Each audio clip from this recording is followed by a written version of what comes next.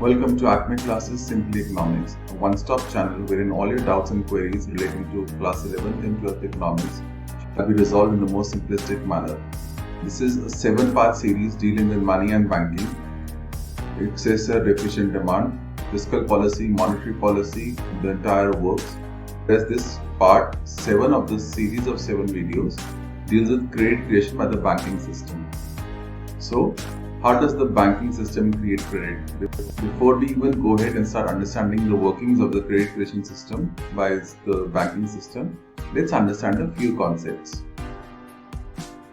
The primary function of a commercial bank includes accepting deposits and providing loans and advances, but it also includes a third thing called credit creation. ये credit creation क्या होती है, इसको कैसे create किया जाता है, इसका proper working क्या होता है, इस वीडियो में हम डिटेल में डिस्कस करेंगे. So let's go ahead. इससे पहले वाले वीडियोस में अगर आपने देखे हैं और अगर नहीं देखे तो सजेस्ट कि आप जरूर देखिए, अदरवाइज इसका कॉन्टेक्स्ट समझ में शायद ना आए. तो वहाँ पर मॉनेटरी पॉलिसी के अंदर कैश रिजर्व रेशियो और स्टैट्यूटरी लिक्विडिटी रेशियो के बारे में डिटेल में डिस्कस किया गया है. कैश रिजर्व रेशियो डिपॉजिट्स का वो परसेंटेज है, और किसके पास डिपॉजिट्स? पब्लिक के डिपॉजिट्स कमर्शियल बैंक्स के पास, उसका वो परसेंटेज है जो कमर्शियल बैंक्स को रिजर्व बैंक ऑफ इंडिया के पास रखना पड़ता है. स्टैट्यूटरी लिक्विडिटी रेशियो वो परसेंटेज ऑफ डिपॉजिट्स है जो कमर्शियल बैंक्स को लिक्विड एसेट्स की फॉर्म में रखना पड़ता है. ये दोनों पैसे रिजर्व की फॉर्म में रखने पड़ते हैं और इन दोनों अमाउंट्स को आप एज लोन्स नहीं दे सकते. प्लीज बी नोटेड कि कैश रिजर्व रेशियो और स्टैट्यूटरी लिक्विडिटी रेशियो को लीगल रिजर्व रेशियो भी बोलते हैं in combination. So legal reserve ratio consists of CRR and SLR. So again, ये वो पैसा है जो कमर्शियल बैंक्स को फिक्स्ड रखना पड़ता है अपने पास, और ये डिपॉजिट्स के ऊपर कैलकुलेट होता है और ये अमाउंट एज लोन्स नहीं दे सकते. नाउ अगर ये बात क्लियर हो जाती है तो हम आगे चलते हैं, और अगर आपको डिटेल में इसके बारे में समझना है तो प्लीज प्रीवियस वीडियोस को रेफर कीजिए. वीडियो नंबर 2 and 3 और 7 पार्ट सीरीज के अंदर उसमें बहुत डिटेल में एक्सप्लेन किया गया.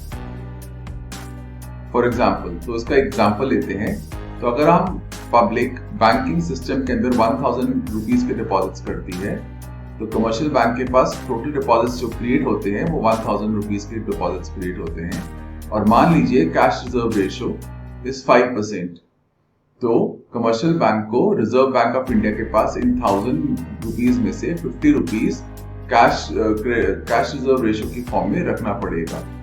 और आज कस्टमर्स को कितना लोन दे सकते हैं? Only 950. Full amount of deposits को लोन की फॉर्म में नहीं दे सकते. जैसे जैसे ये सिस्टम चलता रहता है, आपके कमर्शियल बैंक के डिपॉजिट्स बढ़ते रहते हैं और धीरे धीरे आपका जो रिजर्व में मेंटेन करने का अमाउंट है वो बढ़ता रहता है. वो कैसे? Let's take an example and understand the process.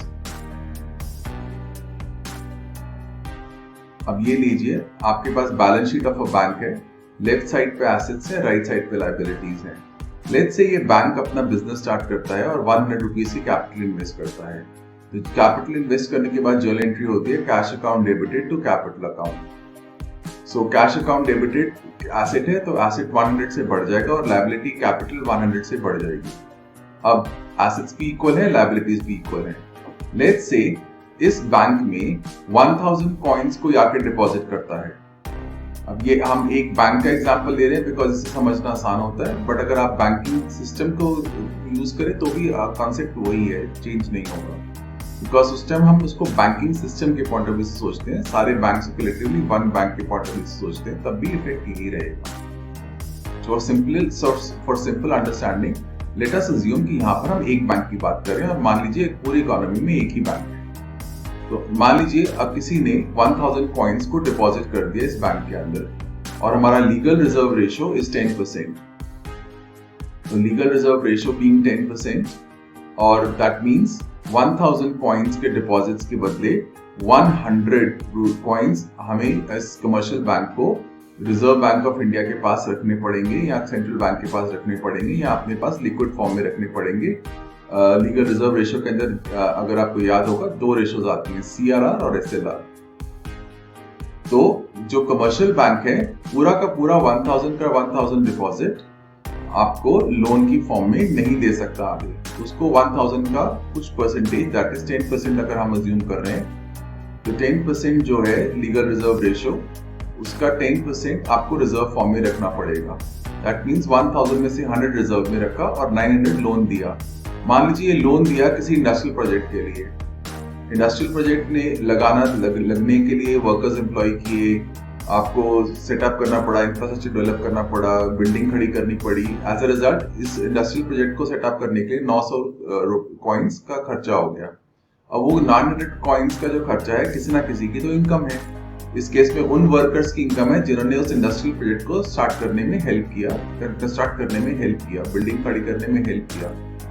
अब उनके पास 900 कॉइन्स आ गए। उनको डर लग रहा था कि हमारे कॉइन्स गुम जाएंगे, कोई चोरी ना कर ले, तो हम ऐसा करते हैं, बैंक के पास जाते हैं और बैंक में पैसे सेव करके रख लेते हैं।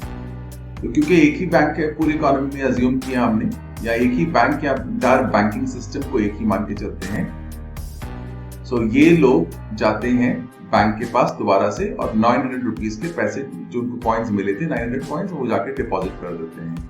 अब बैंक के पास टोटल डिपॉजिट्स कितने हो गए? 1000 के डिपॉजिट्स पहले थे, 900 के डिपॉजिट्स और आ गए, तो टोटल डिपॉजिट्स हो गए 1900।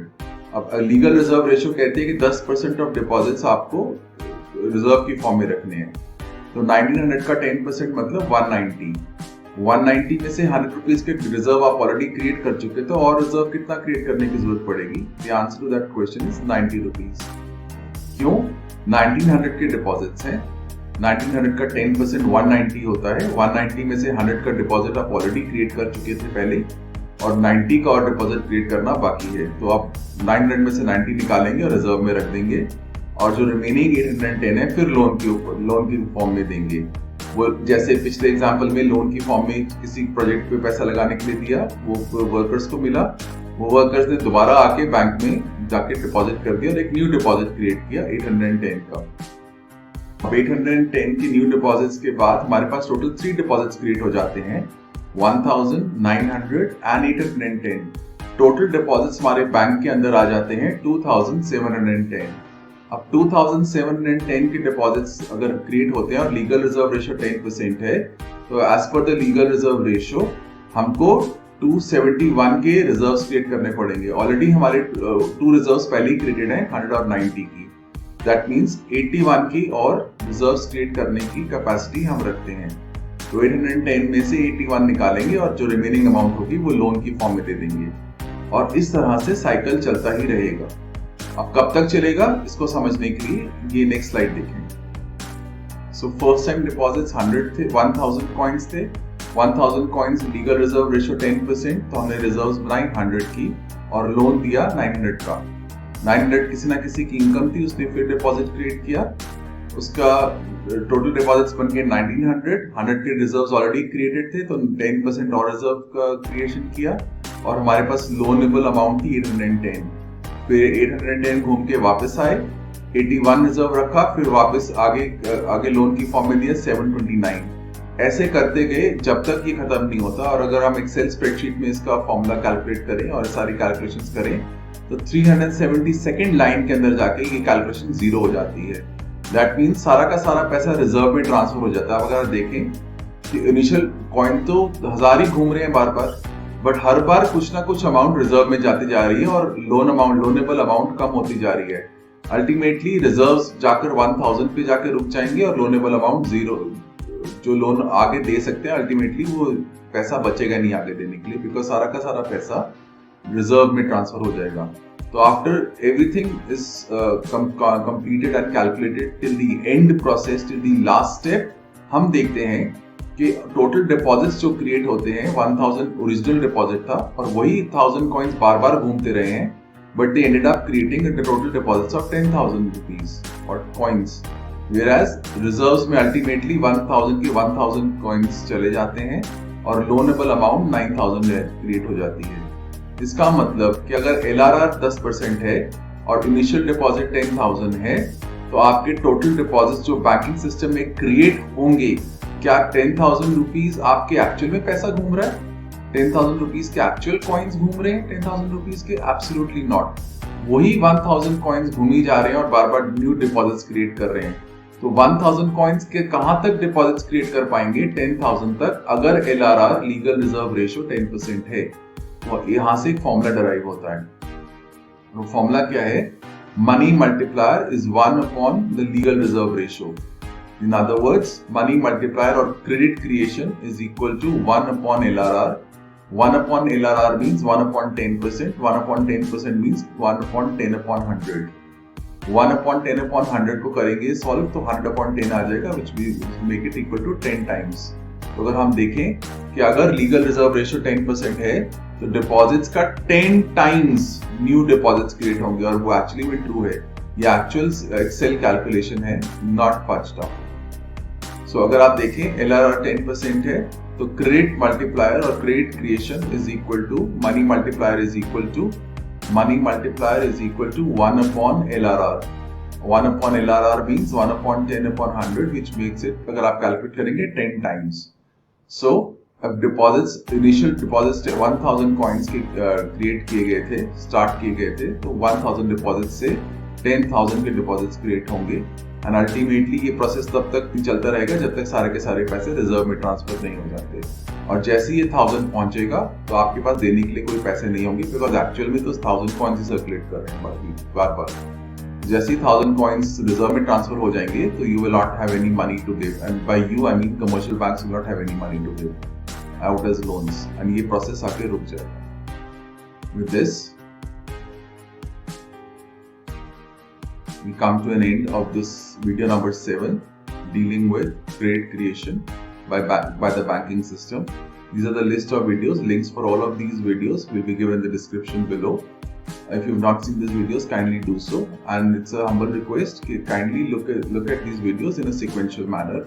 With this, we come to an end. And if you like what we share, please like, subscribe, share, comment, and do press the bell icon. Thank you. Have a nice day and good luck.